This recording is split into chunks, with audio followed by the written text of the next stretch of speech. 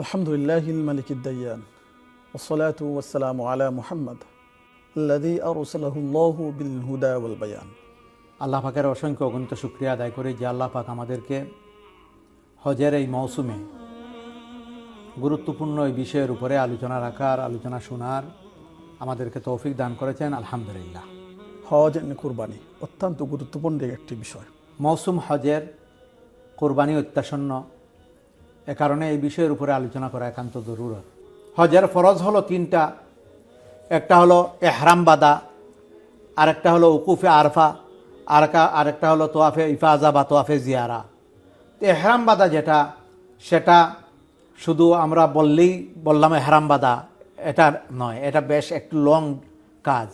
যেমন আপনার মিকাত যাওয়ার আগেই আপনি এহরাম বাঁধতে হবে। পুরুষদের জন্য দুইটা সাদা কাপড়, আর বাকি সব কাপড়গুলো খুলে ফেলতে হবে। মহিলাদের জন্য নর্মাল ড্রেস। কিন্তু শুধু এই কাপড়ের নামই এহরাম নয়, এহরামের সাথে রয়েছে আপনার নিয়া, এহরামের সাথে রয়েছে আপনার তালবিয়া।